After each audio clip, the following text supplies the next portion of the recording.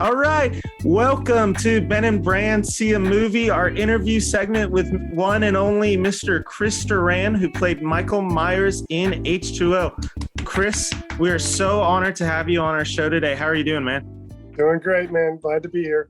Yeah. So you played Michael Myers in the 1998 film Halloween H20, but we just wanted to hear real quick, man. What was your career in Hollywood before you got into Halloween? So I kind of started in stunts in the late 80s. And I actually have a degree in archaeology, which has nothing to do with any of this business, right? Except that I like stories. I realized that's the connection. Mm-hmm. But then I had a very good friend who was a fabulous martial artist whose mom, Nancy Kwan, had been in some famous movies. She was the lead in The World of Susie Wong and the Flower Drum Song in the late 60s, both Rodgers and Hammerstein musicals. So she knew people in the business, and he kind of wanted to use his martial arts to do something. And so she contacted some of her stunt friends, and they got him started. And then through that, I kind of realized there's this job out there that incorporates everything I do anyway. It's storytelling. It's all the physical stuff that I love. It's film. It's a little bit of acting. It's all of that. Because I came from a family that had nothing to do with this business. Yeah. So I kind of discovered it that way.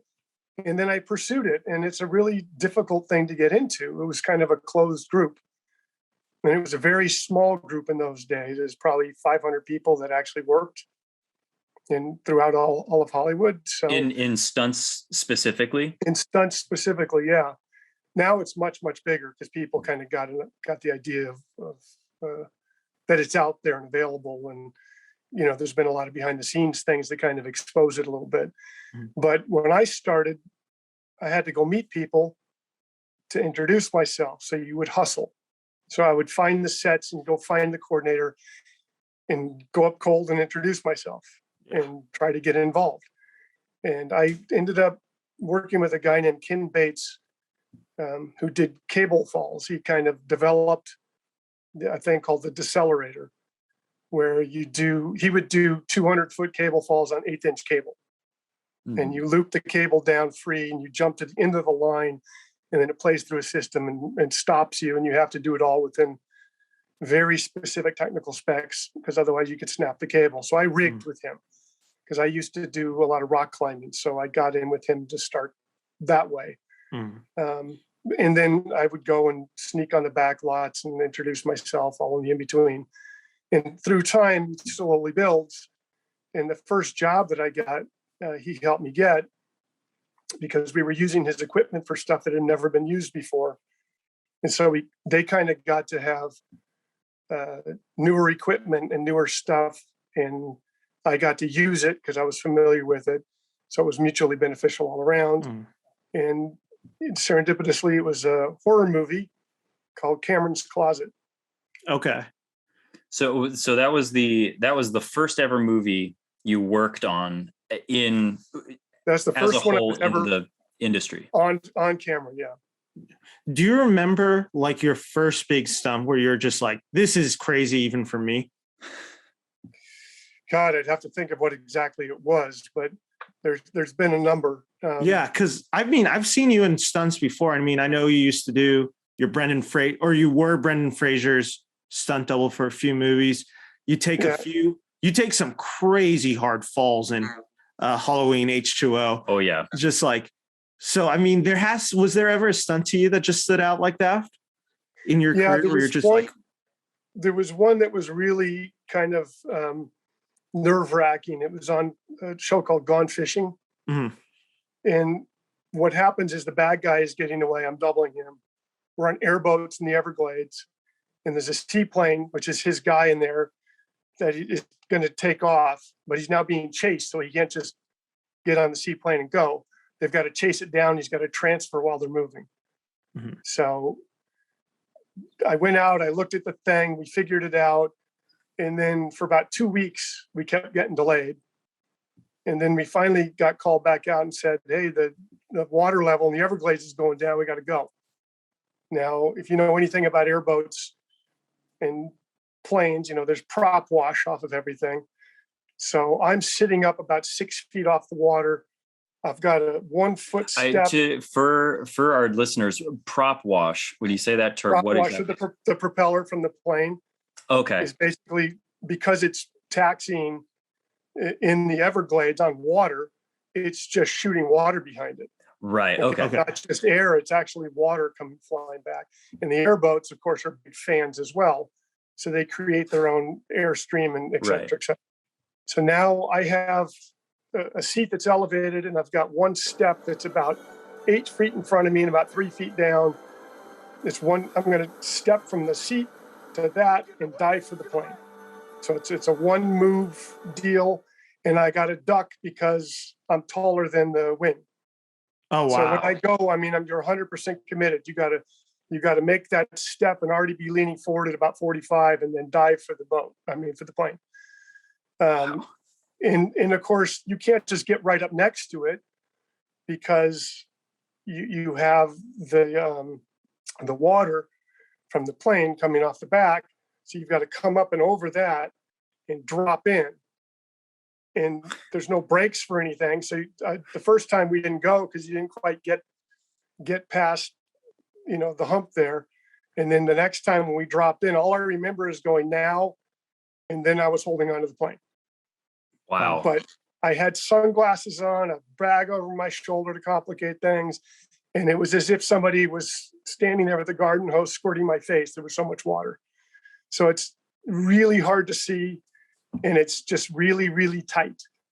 So Man. Once you go, it's 100% commitment. And they told me if you miss it, just get flat, because we had 2 boats in the scene chasing my boat, and there's no way for them to dodge me. So they'll basically run you over.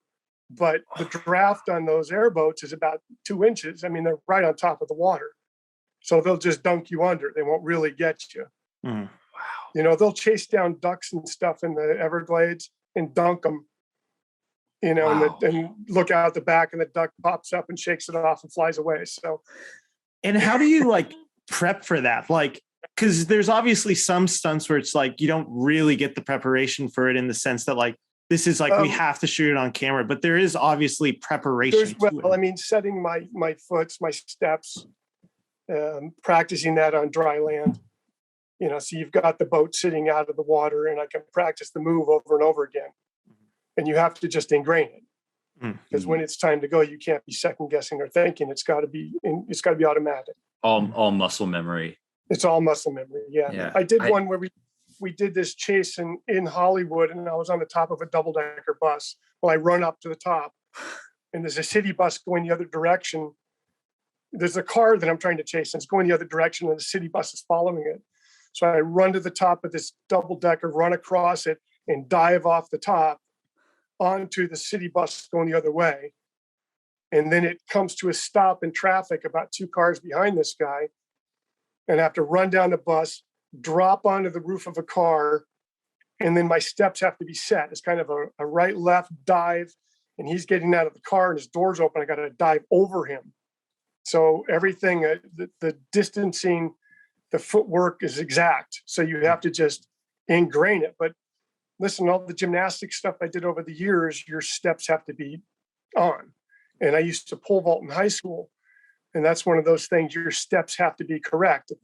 You have to learn how to count your steps and have the right distance to the box when you're going to plant the pole. So it was kind of ingrained at that point. But again, you set those motions, muscle memory. And when it's time to go, you don't have time to think about that. You just got to go. And there's when you see a well executed stunt in movie or TV, like you mentioned, Gone Fishing, and I know that you were a stunt man in really big movies like Armageddon and Armageddon, correct? Yeah. Mm-hmm. And Winter Soldier and Demolition Man were 3 of the big ones that I saw on your IMDb page. And there are so many aspects of it that you just don't think about as a viewer. I'd never really made the connection that there are marks that you have to hit, just like on normal sidewalk, except it's on a moving vehicle, and your next mark is on another moving vehicle that's Right. 5 feet away from you, moving in a different direction at 30 miles an hour. So one of the trickiest things is Crazy. hitting those marks. You have to have good peripheral vision and good spatial awareness, obviously. Mhm. But I've done, fights where you get flipped and roll down a hill towards the camera, and you're trying to stop 2 feet from the camera on the mark while you've tumbled 20 feet down a hillside. Yeah. Wow. And you figure out how to get there. And if I'm correct, you did a very similar stunt to that in H20, correct? Near the end. Yeah. So yes. So if you want to talk about that one, so the van coming through the windshield was practical. So we built a platform even to the top of the dashboard and had a breakaway windshield. And I had to lie down. I had a couple cleats to brace myself, and very limited vision because of the mask. So if I kind of craned my head upwards a little bit to see what was coming, at the last second, I had to duck it so I could clear the windshield because they're not very tall. So I know it's coming, and then I got spit out blind, and then you recover in the air. Wow. But that sequence, we came in at about 45 and hit the brakes on the mark and spit me out. And then I rolled up, and then we did the whole sit up and stand up all in one shot. All Wow, that was, that's crazy. You just keep going unless you get hurt or something's wrong. Yeah. You take the shot as far as you can. Tumbling down the hill, I did the whole tumble down the hill just free. We picked our spots, but then getting pinned, that last bit where I get pinned on the log, it's a very tricky thing because they had a van on a crane and they wanted to place it down, but you can't really place it well enough. I mean, it's swinging free. So there's no safe way to do it. And so I actually gave them the solution from having done this kind of stuff before, is we shot it reverse. Oh, brilliant. We started with me pinned and my back arched from getting crushed. And as they yanked the van away, I acted in reverse and rolled out of the scene. So I had to figure out exactly what my motions were for those last beats and then reverse them and time it with them yanking the van out. Wow. And that way I roll over and it pins me exactly right, and then you arch out and the whole thing. So there's tricks like that but they're technical. You got to make it look right. Yeah, and I'm not just saying this to pander to you. There's no way that I actually watched that final scene like quite a few times, partly because it was a really cool like climax of the movie, and partly because Ben and I unwittingly kept hopping on Voodoo at the same time. Yeah, we kept kicking kept kicking each other off. But I saw no seams in that. It looks completely clean. That's I would have never guessed that was done in reverse. Yeah. That's amazing. There's a lot of tricks like that you have to incorporate to try to keep it safe. Mm-hmm. Obviously. I mean, nowadays they would probably say, hey, let's mat it together. They'll plant the van in one shot and then have you roll in and hit a mark on the second one. But this worked perfectly because, I'm squeezed in between the tree and that. So, it's dead on. Mm-hmm. And then when they yank it away, I just had to time it and do everything in reverse. That's awesome.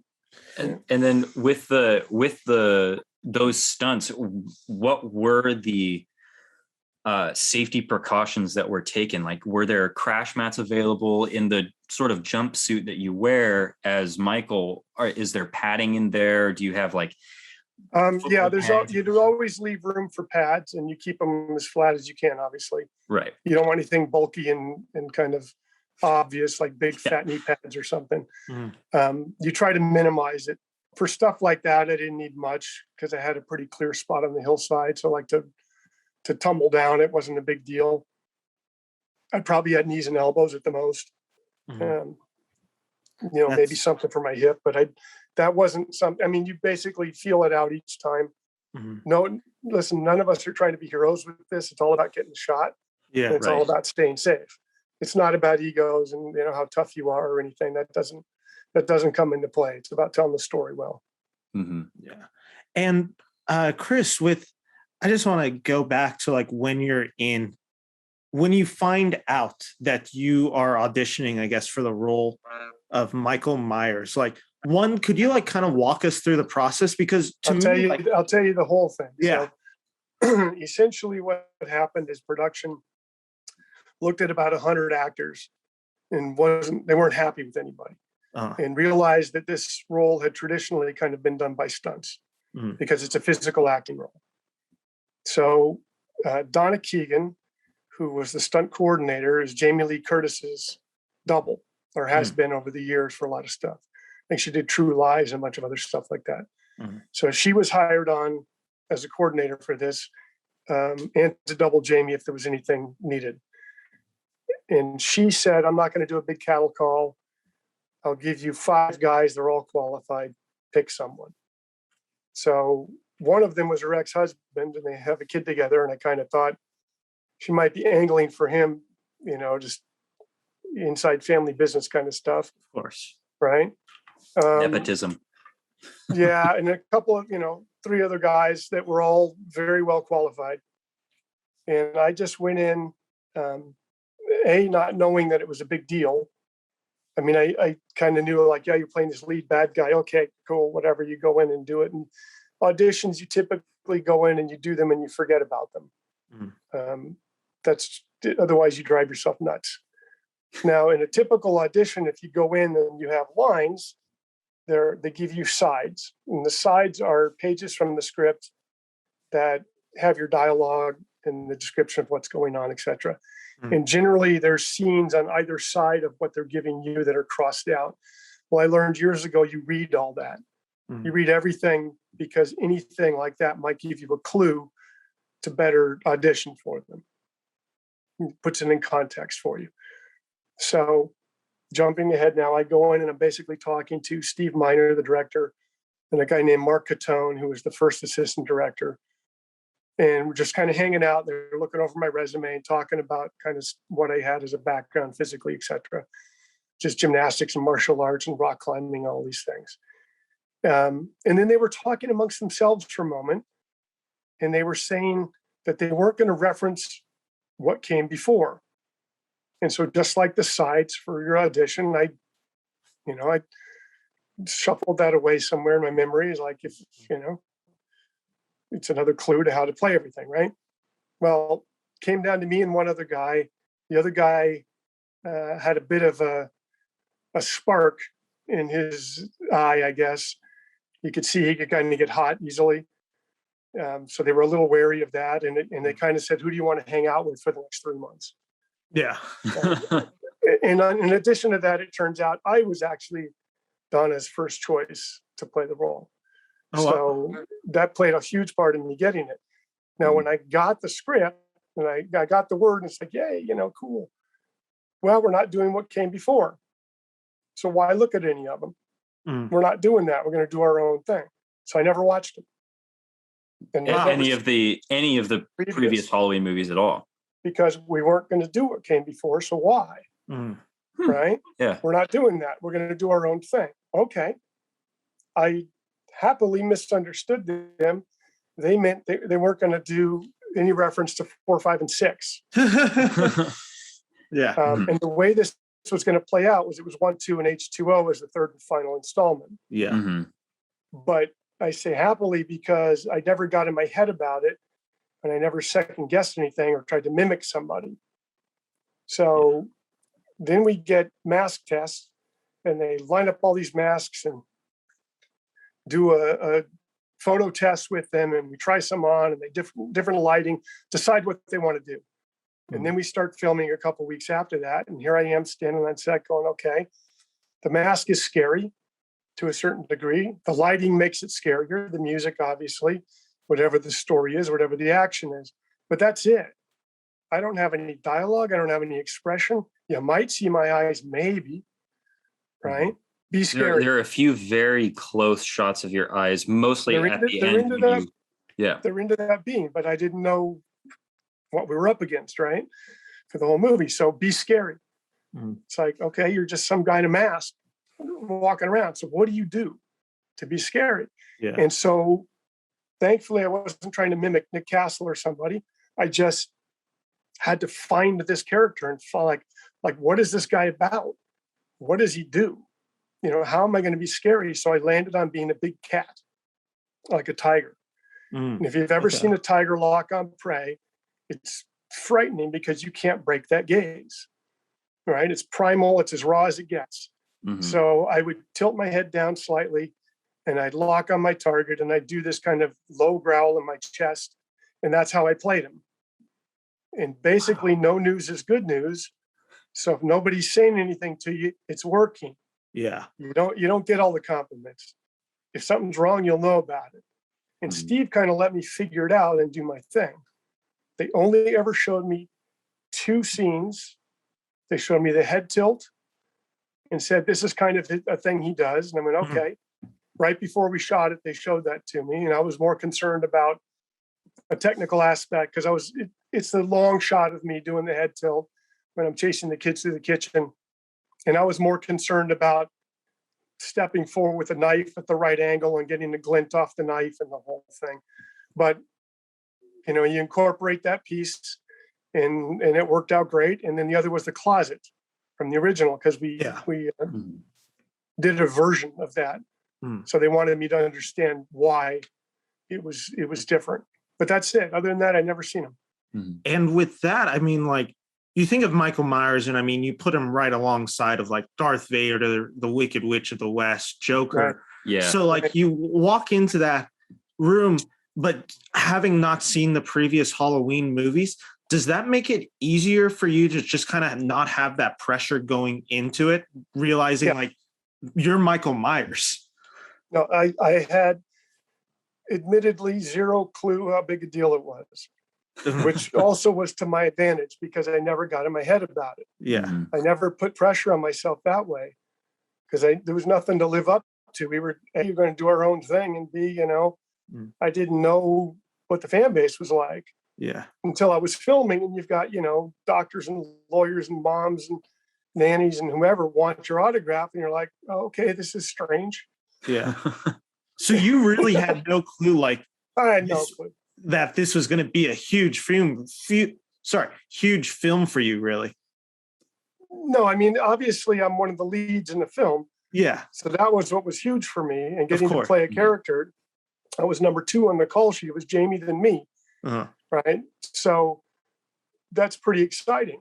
Of course. But I didn't have all the background to weigh me down. Yeah. Which was good because I approached it in a more organic way. And I basically figured out that this character is kind of an archetype character.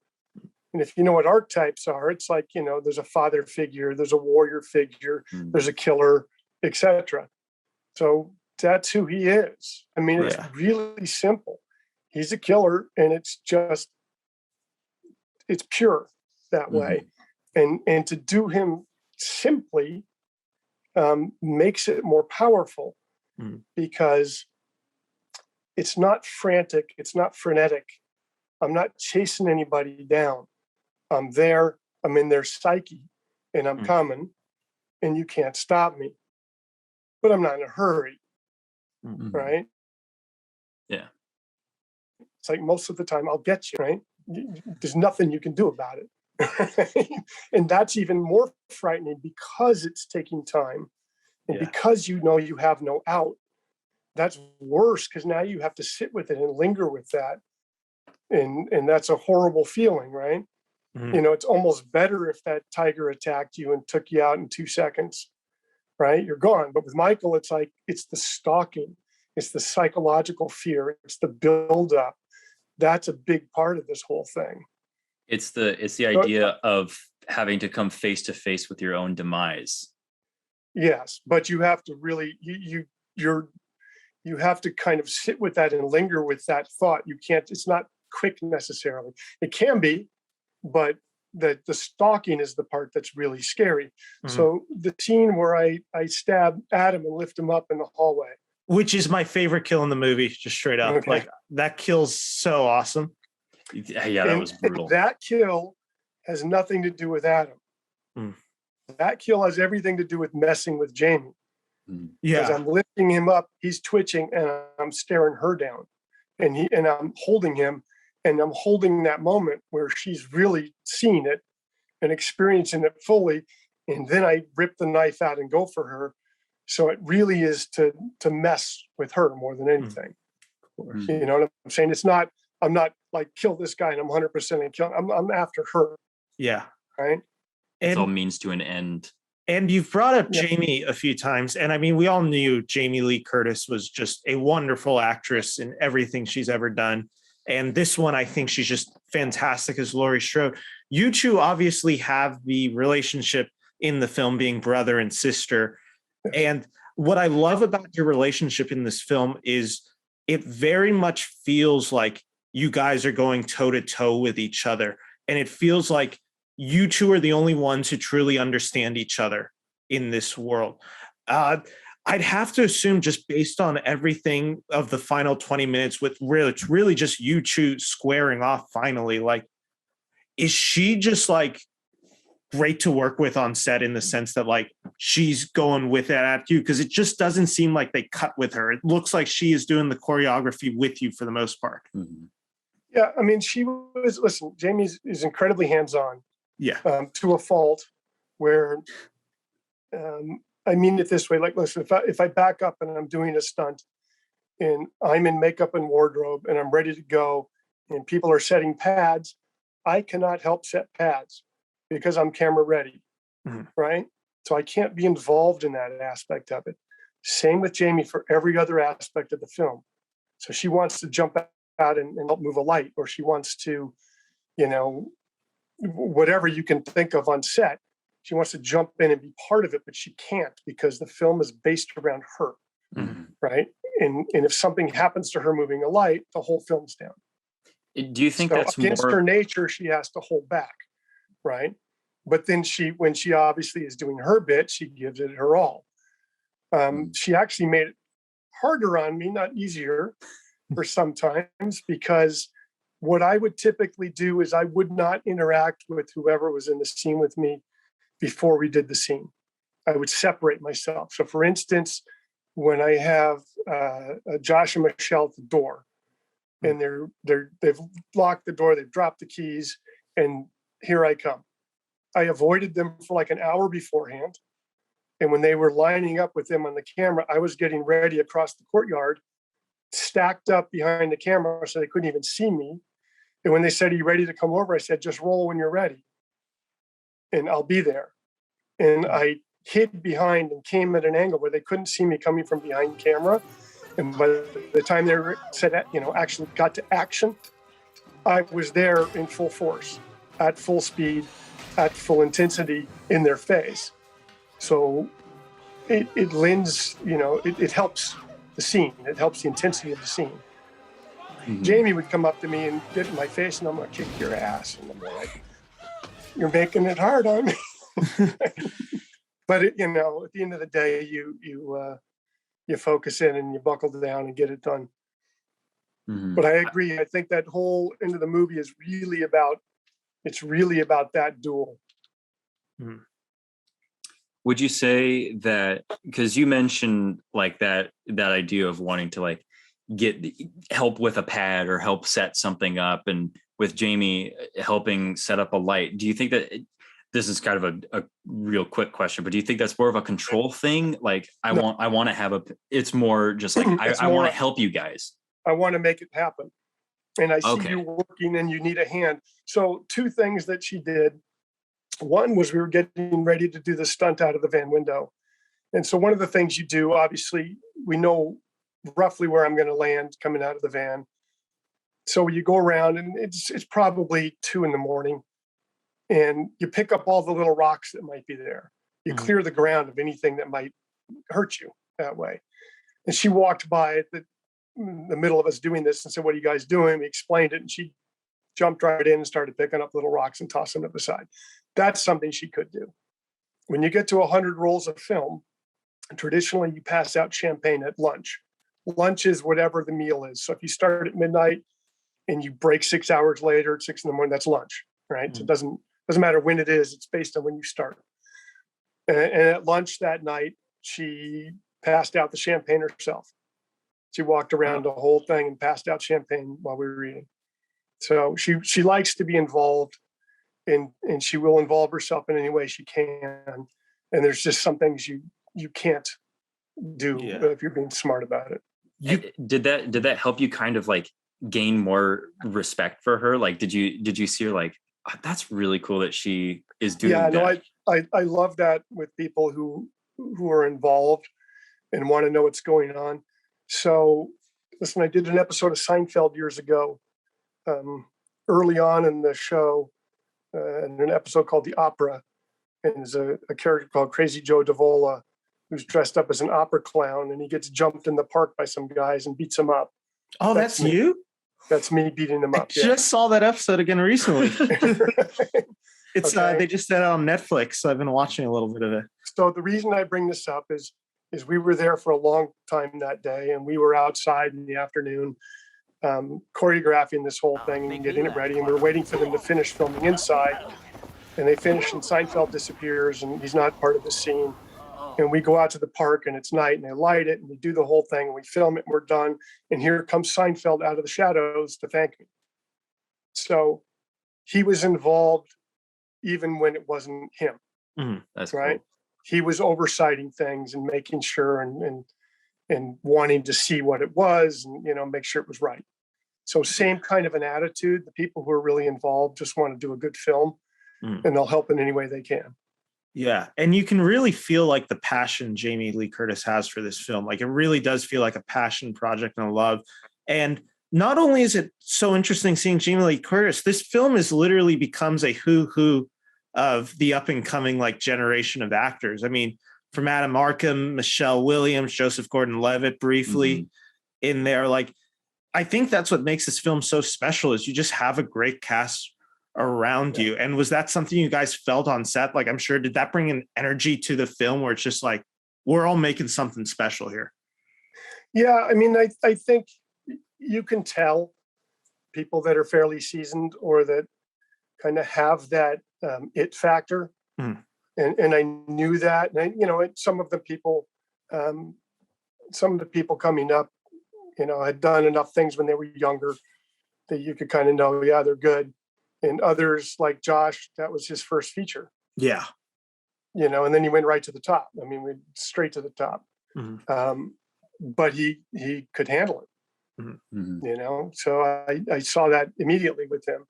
I mean, I was lucky because you're coming in doing a horror movie, and I had all A-list actors around me. So that helped obviously make it a better product in the end of the day. Come on, we even had Janet Leigh there.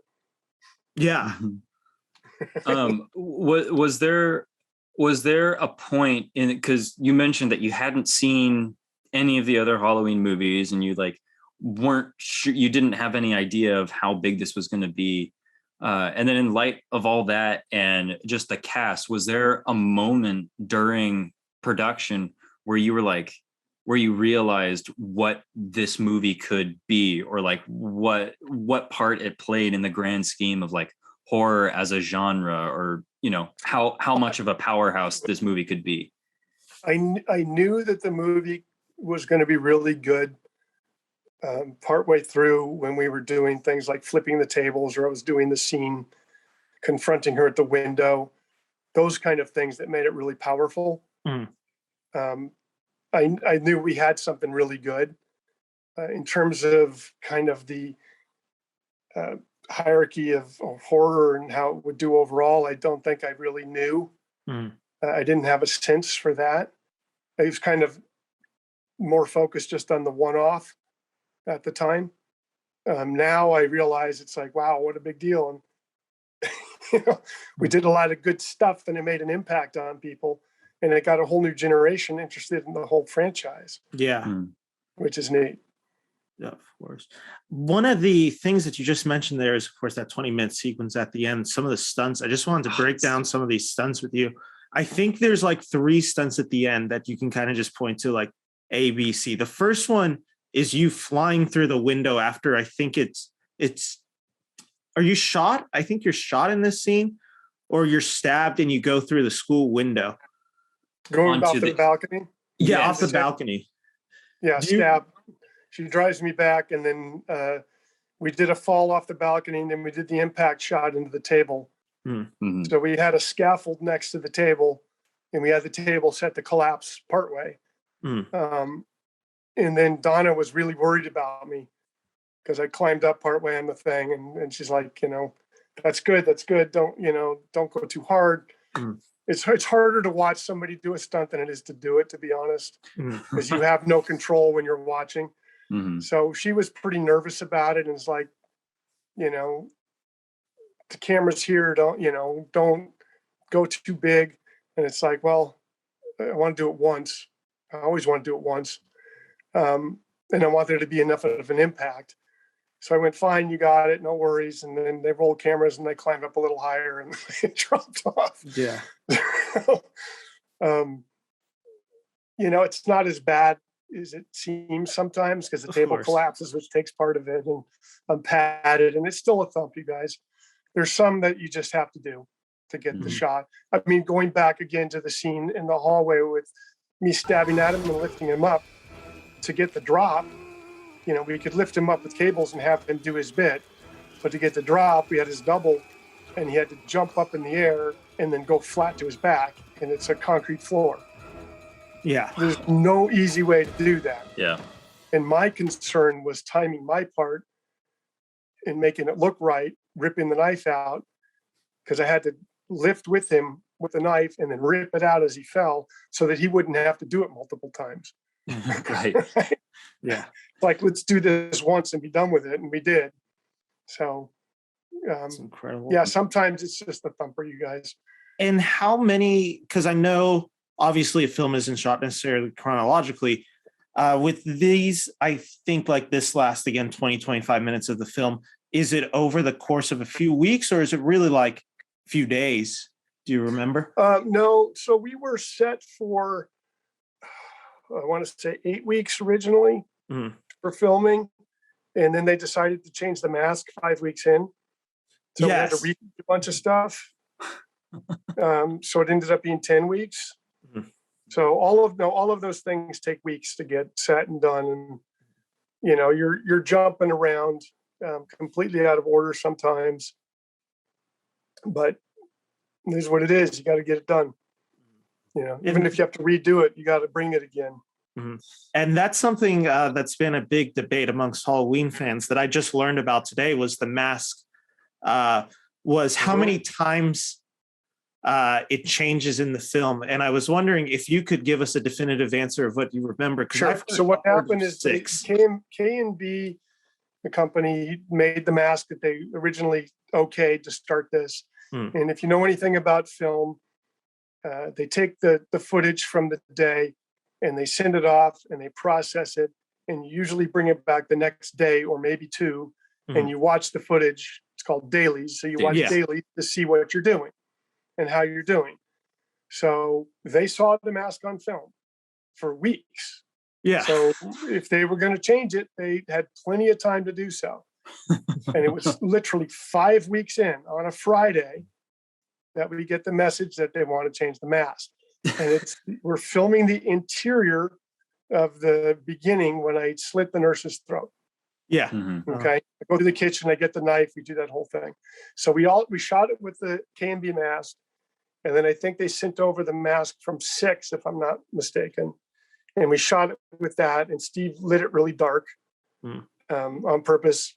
And there was a big brouhaha. And by Monday, we had a different mask. So is it only 2 masks in total? That's known as the Winston Mask. And the Winston Mask, we ended up with one of them for the whole film, the rest of the film. And I mean, as it was, they were very protective of the first one. But with the Winston, they guarded that sucker. So if I came on set, I'd get everything on and ready, which I could do in a few minutes. It was easy. And then the mask would come out of the box off of the little mold onto my head. When we finished, I'd peel it off. I'd hand it back, go back in the box. And they locked that sucker down because they didn't want to walk. Was there a what was the favorite stunt or scene that you participated in this whole thing? So I can break them down this way. So one of the coolest scenes was coming down from the ceiling, which was which was a spontaneous thought, meaning we were there. We knew I was coming from somewhere. Steve goes, "Are you going to rise up behind? Are you going to come from the corner? Are you going to, trying to figure out what he wanted to do." And he saw this pipe up in the ceiling, and he goes, "Can you fit up there and come from there?" And I went, let's grab a ladder. Let's see. And I jumped up in there and squished myself in and then lowered down, and it became one of the iconic scenes. So that was like one of the cool scenes that paid off really, really well. Probably the most fun to film was flipping the tables. Oh, okay. It looked very fun. Yeah, because you get to really have an attitude with the whole thing. And it's also kind of the concept of a reverse wave, as I put it. If you're being chased down by a wave of something like a tidal wave, right? It's scary. But I'm doing the reverse. I'm doing this undercut wave going, where are you going to hide now? How about now? And I'm just taking away all of her safe spots. And she's got nowhere to go. And I can do it kind of powerfully and with an attitude coming after her. So it made it really frightening. Probably another cool scene and fun to do was the window when we first come face to face. Yeah, I mean the iconic scene in the movie. Yeah, but that had to have a real specific intensity to it and a couple of layers on it. So that was fun to do because, I'm showing up kind of in predator mode, like I would say, as the kids slam the door, like boom, I'm there, and there she is. And then there's this kind of a moment of, oh, hi sis, how's it going? And then I did another piece which cut out, rightfully so, where I kind of peeled away slowly and turned, but it worked better. That should never have been used anyway. But you always overdo the scenes, you guys, and you trim them and you use the part that's powerful, because it's better when she goes down for her gun, pops up, and I'm gone. That's scarier. So the edit worked better that way than to see me go anywhere. Because if you see me go anywhere, then it's on right then. Yeah, you can establish where the threat is. Right, and as soon as you can get your claws into that, so to speak, then you can deal with it. But if you don't know where it is again, you're off balance. And so it keeps it all off balance. And then I think probably one of the trickiest scenes was the end reaching out, because we knew before we started H2O, we knew that the device to carry the franchise forward was going to be a switch at the end. Okay. And of course, you don't want to let the audience know that, because this is supposed to be the end and the final in a trilogy. So the deal was, in order for Jamie to get to kill me off and have the ending she wanted, they had to have a certain amount, I think it was 2 minutes or less of screen time for the next movie so they could carry the franchise on. And the only way they could do that was to do this switch with the paramedic and the mask and the whole thing. So we knew that before we went in, that device was going to be there. So now put yourself in my shoes. I have to be 3 people. I got to be a paramedic who's just gotten the snot knocked out of him, kind of going, what's going on? Help me. I had to be Michael, who just got slammed, is going, what have I done? Right. And you're my sister, help me. And then I had to be Michael going, just touch me. Just make contact and it's over and I'll finish this. And all of those levels kind of had to play. And Steve just, again, kind of let me do what I thought was right. Yeah.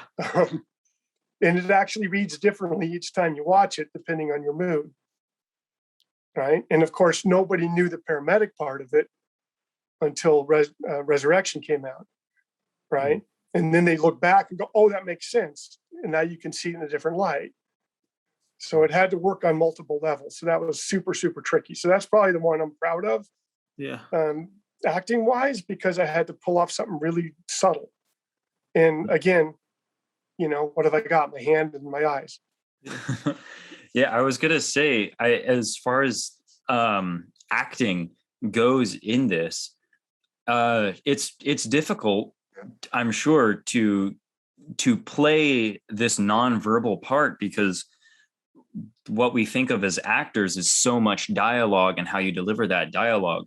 But the way that you deliver so many things, I think the scene where you and Jamie first come face to face is a perfect example, because you have, even with your face covered, you can almost see almost like this Arrested Development sort of thing going on. Not Arrested Development, the show, but like as a child, even though you're an older Michael Myers who has, gone through the system, so to speak, and has escaped, you still have that childlike mindset, and you portray that so well with, the little head tilts, and you have this look in your eyes. What was the strategy that you did for those specifically up close moments where you really did have to act for it, like where you had to show that emotion? Well, you have to be in the moment there. So again, it's kind of separating yourself from people on set, so you're not kind of chit-chatty beforehand, so you can focus. But really, it comes down to, your eyes say a lot. Okay, you can speak with your eyes quite well. And the little subtle physical movements, like the head tilt, and kind of there was a curiosity to him at that point. Okay, meaning, he just got interrupted from toying with his prey, right? And it's like, oh, I remember you. Hi, sis. There's a little bit of that whole thing. So I kind of got that in my head. Like, hey, I get to see my sister again. And it's like, I'll be back. Right? Yeah. So it's like, you screwed up my game. I'll be back. And so I just kind of got the scene in my head in that sense. It's like little beats of full intensity after them, a moment of recognition, and then like, okay, you want to play, huh? And and then pull back and get out of there. But that, again, they cut that last bit, rightfully so, but you still have to play it through. It's better to have it to cut, you guys, always, than to not have it. So. Sorry to interrupt. It almost sounds like you had sort of a pseudo script going on in your head, where like, even though you weren't saying anything, there were like things that you imagined Michael saying. Yes, for sure. Moments. Yeah, that's a really for sure. There's those beats, those emotional beats so it's an emotional script. Yeah, is maybe the best way to say it. So there's kind of beats that you have to hit emotionally, and you kind of got to be in the moment for that and forget everything. So this is one of those weird times when like the world has to disappear, right? There's times when you're doing stuff technically. Listen, whenever you're filming, the fourth wall goes up and you do your bit, but sometimes they're a lot more important than others. And these are the ones we just kind of let everything go and really think about what that connection is, and be connected to that other person, and everyone else is gone. So it's just me and Jamie for those beats. Very personal. Right? And cameras, whatever, they're not there, they don't exist. So you've got to get in that headspace, and like you said, it's an emotional script at that spot, because I don't get dialogue. Yeah. And we don't want to keep you much longer, but as we start kind of getting to the end of you've now played Michael Myers. The movie is now coming out. You're at the premiere, all that, et cetera, et cetera. Now there's this moment where you are Michael Myers. And for a lot of people now growing up, this is probably their first movie that they've seen in theaters of Michael Myers. Like, that's got to be a really special thing for people to come up to you and be like, you're Michael Myers. Like, the most iconic horror icon of all time, like right next to Freddy Krueger. We've been describing it as like the horror Mount Rushmore. Yeah, right. You're literally you're the Washington of Rushmore. That's a good way to put it. So the way I like it, you guys, is we're the second coming, or the second trilogy this way. And if you think about horror movies and you go back, and it's Frankenstein, Dracula, Wolfman, kind of the original trilogy. And then the second round of those iconic characters is Michael, Freddy, Jason. Mhm. Okay. And so it's basically like getting asked to play Dracula, Yeah. right? You know, it's a big deal. Thankfully, again, I didn't know that at the time. Uh-huh. So I might have worried about it. I might not have, who knows? But yeah, that's funny. The Mount Rushmore works. It's incredibly flattering. It's incredibly humbling when you kind of have introduced people to something that they've now followed and continue to follow and will continue to follow for years. Yeah. And I have Especially huge now that collections. Halloween Kills just came out. It's still going. It's still going, right? I mean, even if they stop completely making Halloween movies, they will be around forever. Mhm. So having my spot in that pantheon, if you will, is pretty crazy. Of course. I have kind of a secondary one because I was Ghostface in Scream 2. Yeah. Yeah. So but that's more of Scream is always in its own category. Yeah. Mhm. It almost builds of what like Michael Myers, Freddy, all them did, and takes its own like fun approach to it. It's a fun approach, right? Yeah. And it's supposed to be one of them, right? Messing with the other ones and getting the Yeah. other ones, not an actual character. It's one of them doing it, and you're always trying to figure out who done it, kind of thing. Yeah. And there's a lot of comedy involved, etc. Yeah. But when you get back to something like Michael, it's just straight up, like I said, it's that archetype character. So it's classic. Yeah. And if you look at it in those terms, in those really base killer terms, and don't complicate things, it plays that way, and it plays well for a reason. Yeah. Okay. And that's really cool that you specifically got to be in this, because we were talking about it last week when we were talking about A Nightmare on Elm Street. And there's this like feeling where like you put the two guys up there, you'd say it's John Carpenter and you'd say it's Wes Craven. You got to exist in both worlds, where you got to exist Yeah. in Wes Craven's creation, John Carpenter. And then you're also getting into the like this film feels not exactly like Scream, but it definitely has some influence on Scream, but it's also starting to get to this low budget horror film that we start seeing from Blumhouse a few years later. Yeah, like you're in this indie. Yeah, you're almost in like this perfect sweet spot of like you hit like every square of what will be the horror franchise. Like this film really is in that thing where it's like every horror movie kind of has this center thing around H2O. Not saying they all pull from it, but it's just like it comes at this perfect time. Yeah, it kind of was pivotal with the timing and how we did things. Listen, Halloween fans are funny because they love H2O or they hate it. Yeah. They love the first one, they hate it. And they argue back and forth endlessly. But there seems to be something there for everybody, and you get a reaction. And what I always tell people is, had I played Michael differently, there would be a different group of people who love it and a different group who hate it. Yeah. So at the end of the day, I tried to keep it honest and do what I thought was right. And that's all you can do. Right. And bring an intensity to it and a purpose to the character that would hopefully resonate and last. Yeah. So, and you know, it makes me feel great when people come up to me. It also makes me feel old at this point. That was the first thing I saw, and you're like, It's been just over 20 years. When 2018, yeah, 2018. David Gordon's version came out. That was H2O, 23 years H40, I guess. Yeah. At that point. But how does that like context of being Michael Myers change all of a sudden when you have kids and they're starting to get of that age where like horror movies are starting to become like the thing teenagers see, and then like all of a sudden their dad's Michael Myers? I mean, I'm sure to some degree they just think it's lame, because everything, like kids just think everything their parents do is lame. I'm Papa. It doesn't count. Right? Yeah, exactly. Right. What it is there's a certain bragging rights that goes with that. Yeah. For them. Yeah. And they've never seen it. And surprisingly, my older boy, who's old enough to see it, has never watched it because we wouldn't let him for so long. But I think it's just off his radar.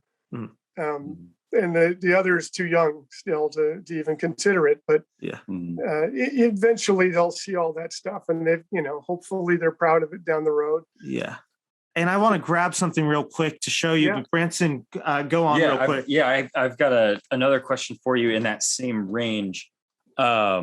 like, even though your kids haven't seen it, have you been a horror fan before, or are you like fairly new to it because of H2O? And how did being on or being in H2O, like, did it give you an appreciation for old horror movies or an appreciation for new horror movies? Yeah, I mean, I don't really watch too many horror movies, in all honesty, because, scary movies scare me. Go figure. Yeah, right. No, it's not my favorite genre to watch for me, but I would say having to navigate horror movies throughout my career, because I did a lot of stuff on the Maniac Cop movies, a movie called Uncle Sam, a bunch of other things. I did one of the main zombies on Resident Evil Extinction. There's a bunch of other stuff that I've done over the years that are horror based. So there's a certain way that I think horror movies should be told. That's the most effective. So I learned a lot by having to be the one responsible for pulling it off. And, on my end anyway, make my part of it scary and effective. Yeah. And to me, usually less is more. I want to leave more. It goes back to the Psycho idea of, what do you really see in the shower scene? Exactly. Okay, you don't, but you fill in the blanks. Yeah. And I'd rather you fill in the blanks, because you're going to do more. What scares you more than I ever will. Exactly. Right? So if I leave you with certain images in your brain that I planted, and you have to fill in, you're going to fill in something worse than I will. Yeah. Probably. Or more apropos to you, right? Our psychology is always going to make it 1,000 times scarier than anything you can ever put on screen. Right. But each of you guys has a different psychology, so each of you will picture it differently. So if I can set the stage and let you finish filling in the blank, that's a really effective way to do stuff. Now, there's times when obviously you have to see everything and you got to pull it off. I don't tend to like gory. Yeah, I think that takes away from it. I think psychological is much better. So to answer your question, I think there's a psychology that goes behind this, and that's what's interesting to me. And that's yeah. Oh, sorry. Just a few more questions, because I know Halloween fans would just hate me if I didn't ask you this. Have you gone back and seen the Halloween, or have kept up with the franchise? And if you I know story-wise what's going on, but I haven't watched them. It's, again, lately it's one of those things where, you have kids, and of course, and it takes all your time, which is fine. But I will tell you, I am writing the second in a trilogy that is a horror-based trilogy. I have another one that the first one is done, and the other two are on deck after that. And I am signed on for something that I had to sign a non-disclosure for, so I can't say much, but it's another very big series based upon Halloween. Exciting. Stuff. Are you able to tell us once we stop the recording? No. Okay. That's not how non-disclosures work. Darn. Okay. No, I wasn't sure if that was if it was that real non-disclosure. No, real non-disclosure. Okay. We'll just have to have you back on once it gets announced. Yes. Absolutely, you guys. But so the question for the Halloween fans is, what is your favorite kill in your film? And if you've seen any of the other kills, what's your favorite kill in the franchise? Let me see. Favorite kill for me. Oh God. Well, Adams was one of them for sure. Adams is good. That was by far the scariest one for me. Yeah, I think that was kind of the freakiest one. Yeah, agreed. Yeah, so I would probably go with that. When I got Jody, you don't really see it. You see the aftermath. But that was kind of a cool one too to do, because that became a very iconic scene. Again, he's stabbing down with that big old knife. So, yeah. No, I think there's a bunch you don't see, right? Yeah. Joseph Gordon-Levitt's, you never see him put the ice. You see the aftermath again. Which is scarier almost. Yeah, think. Jody's, you see me stabbing, but you just see the aftermath, right? Yeah. And you're even involved in like, I guess like one of the cooler kills in Self where like Michael Myers gets killed himself. Like that head cut off is brutal. And like a Right. great end to that like franchise or what it would be at Such that point. a quick, like, whew. Well, one non-disclosure there. That was the only shot that wasn't me. That explains a whole lot. Yeah. Would have been a much No. different interview if it had been you. Right, exactly. No, but I think the finality of that shocked people in a good way. Mhm. Some people were just absolutely loved it. Some people were in mourning after that. Yeah. But I think so. The one complaint that I will then defend about the movie is people say it's too short because it's fairly quick. It is a very quick pace. 84 minutes, I believe. Yeah, 86. Yeah. Something like that, right? Yes. Okay. Very short. In the So- range. Right. But the reason I'll defend that is, did you want more? Yeah. Pretty much. Everyone wanted more. Yeah. That means we stopped at the right time. Yeah. Okay.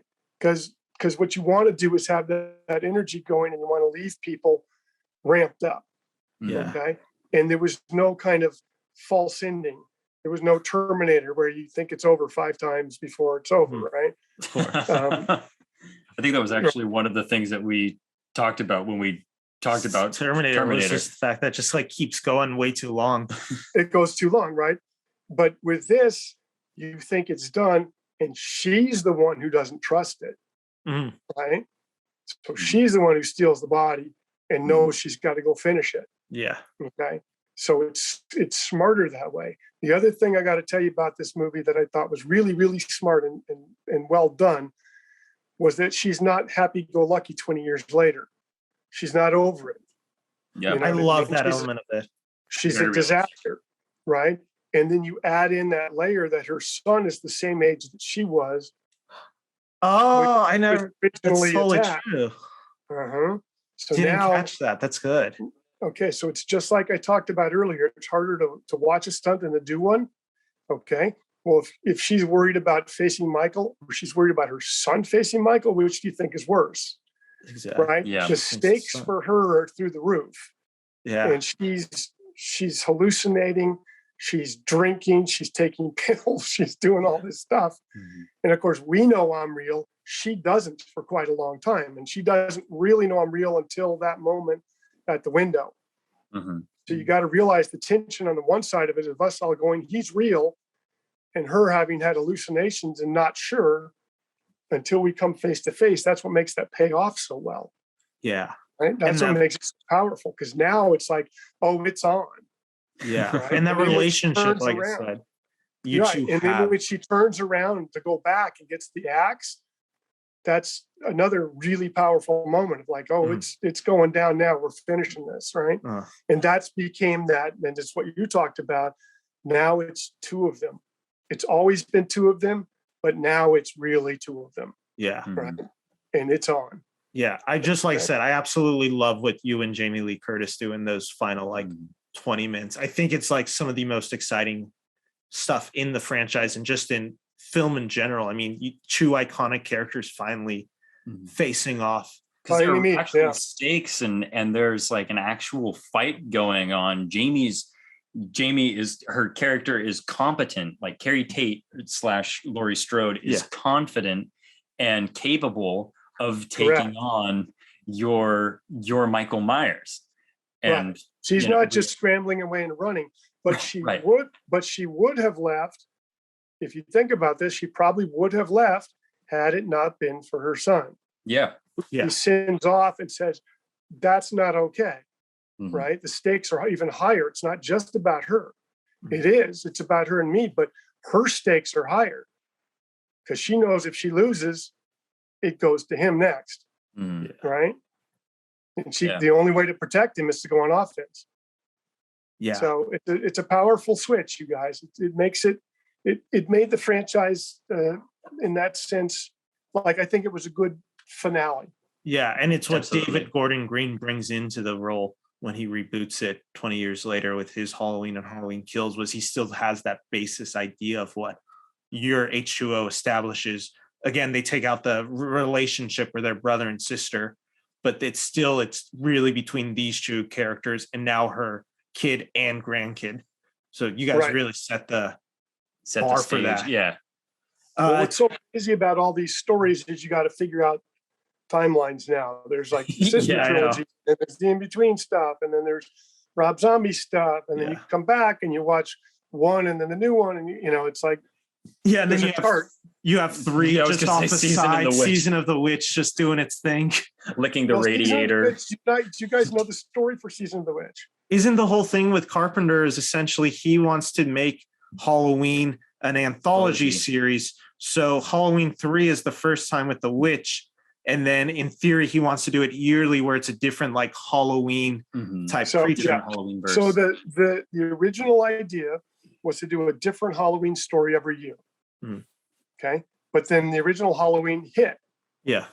And they made a ton of money.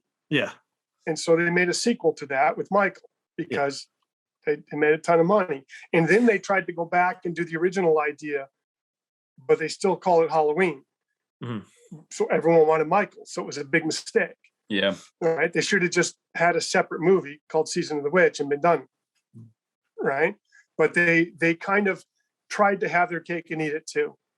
Okay. They made money, made a sequel, and then tried to go back to the original idea. And it's like, and then everyone got mad. You end up duping everyone. Which is like that film gets not hate on, because I think at this point it's kind of become an underappreciated gem in the franchise. But at the time it just was like everyone like, what is this? When it's like actually legitimately great scary movie. It's like what it is, but it just couldn't hit it without Michael. Well, and that was their problem, is they'd established Michael with the Halloween name. I mean, he's synonymous with it now. Well, you can't separate the two once that happens, and they kind of made the mistake of backpedaling and going off to a side note. And didn't work. Well, thank you, Chris, so much for joining us. Before you leave, we have one more thing. Is we usually do a segment called The Great Debate, where usually we have it's Branson and I going off each other, but I had a question for you that I just wanted to see if you had an answer for real quick. So it's a random question. And mine's is based on all the films that we've gone recently. We've gone the Batman versus Superman's, Captain America Civil War, Godzilla versus Kong. You are given the option to reprise Michael Myers. Who do you want to face off in a Michael Myers versus blank movie? Like, what would be, if you got to just choose, who would you want to go up against in all of movie, the lexicon of film?